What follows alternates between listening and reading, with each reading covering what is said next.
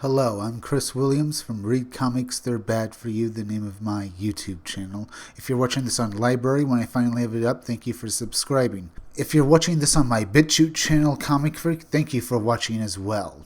We're going to be talking about Star Wars again, and, well, apparently it's going to hit a record that anyone would want to have. Box office Star Wars Rise of Skywalker tries to avoid worst 50-day decline ever. This is the current state of Star Wars in the world, and don't you all feel happy for it?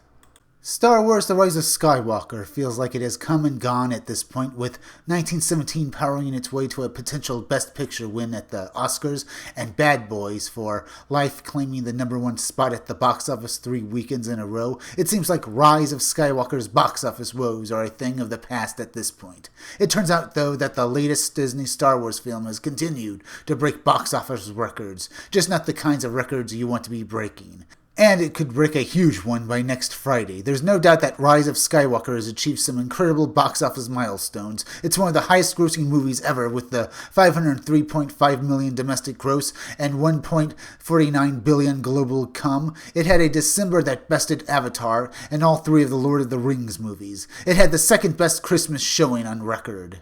The reason why it's one of the highest grossing movies ever is because it was still riding on the coattails of the Star Wars brand. And when it finally came out, that movie just sank like a rock. With each subsequent weekend, its box office gross continued to be cut back drastically. And now, as you can see, even though it's beaten out the Lord of the Rings movies as well as the Avatar, it doesn't matter because it's going down as one of the worst reviewed and worst grossing Star Wars movies ever in the history of the franchise. And the fact that the Jumanji movie was able to be released a week earlier and still basically come out on top of Star Wars should say something to you. Yes, Star Wars was gaining a lot of money, but then Jumanji kept up with it. And the fact that now Bad Boys for Life is beating Star Wars, that's a joke. Bad Boys should never be able to stand up to something like Star Wars, ever. But now it is. That's how far Disney has destroyed this brand in the name of progressivism. But let's get some more details on how Rise of Skywalker began to fail. But Rise of Skywalker also quickly stumbled after a strong start. Not only did the Disney film experience a much less impressive opening weekend than its 2 Star Wars predecessors, only making $177.4 million as opposed to The Force Awakens' $248 million and The Last Jedi's $220 million. But Rise of Skywalker's week-over-week revenue decline from the total has been much sharper. In fact, almost no blockbuster ever has experienced this steep of a drop at the box office. That statement alone pretty much voices what has happened to Star Wars. Star Wars, once one of the biggest franchises, if not the biggest franchise in the world, for decades, has now been reduced to this, and is now achieving things that were quite impossible for it a few decades ago. Not since George Lucas first made the movie has anyone had doubts about it. They used to say this was a dumb idea. At least some people I've heard said that when it was before the movie came out. But oh, did those people's opinions change on Star Wars. But now, it might as well have never have happened that Star Wars became the biggest franchise ever because of what Disney has done to it. It's now just become another overused sci-fi franchise. Thank you, Disney, for doing this.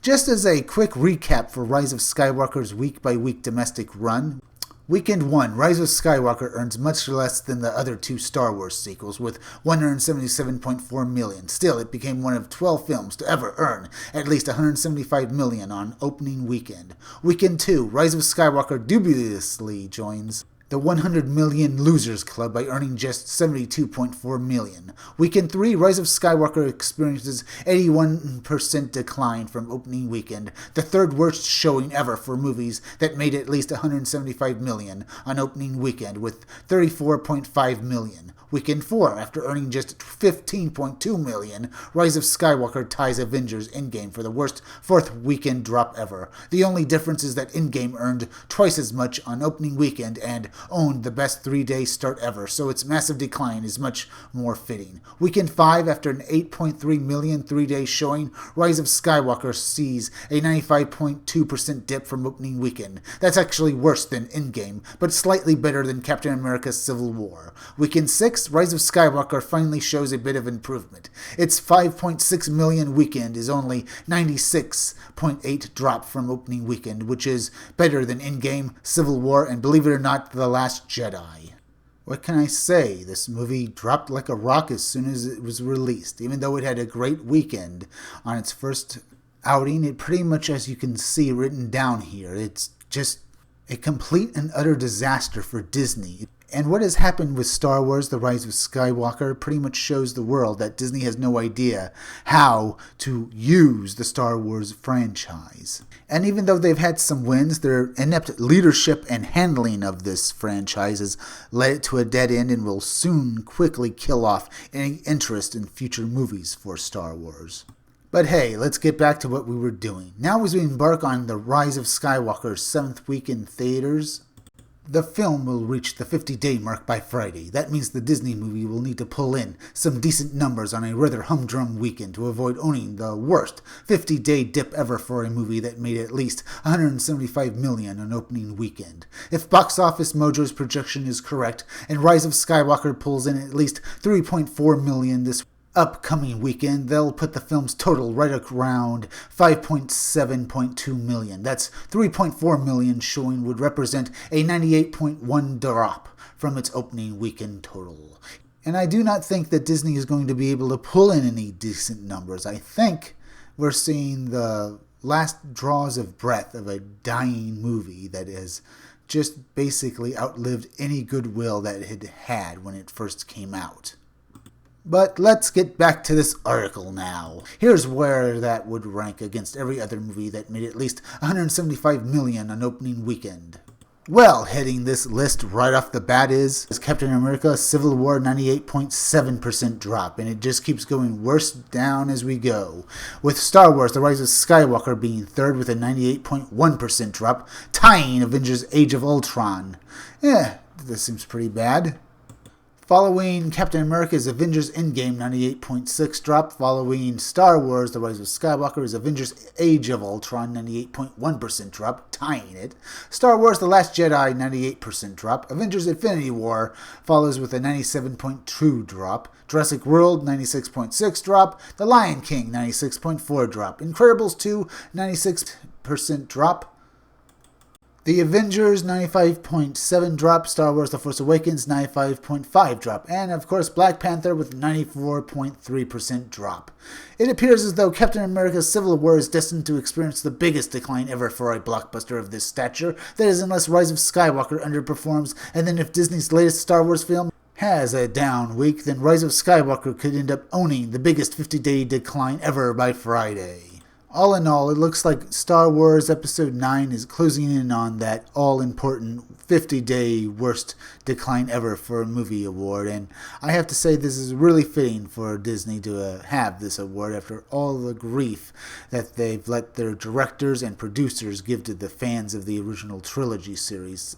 All because we have our own opinions and criticisms of what Disney is doing to Star Wars. I mean, they jumped down our throats when we criticized The Last Jedi for being a terrible movie and that it basically ruined the franchise as well as the cred that Star Wars had gained from George Lucas when it was first released back in 1977. Oh, but once it was released, everyone praised that movie. They said it was the most high-grossing movie ever to be released in theaters. But a few years after Disney bought the franchise, not only is the franchise dead, but it's basically now for girls, as I've said earlier. Then that is a franchise killer all in its own right. If you like this video, subscribe. Make sure you're still subscribed because YouTube is going around unsubscribing people, so make sure you're still subscribed. If you're watching my videos but you're not subscribed, please subscribe to my YouTube channel, Read Comics, They're Bad For You. Then go over to BitChute and subscribe to my BitChute channel, Comic Freak. If you're watching this on Library when I finally have my videos up and running on it, thank you for subscribing. Hit that bell for notifications, hit that like button, and leave some comments down below. And if you could you also please share this video, share it on Reddit, share it on Twitter, and share it on Facebook. Share it anywhere you think it'll do the most good, because YouTube is not promoting their creators anymore. So please share this video. Now listen closely. It's that time of the day again. It's plug-in time. Keep checking back in all my future videos for more information on my own upcoming independent comic book scumdogs. I'm Chris Williams, and I'll be back again tomorrow with another video or review.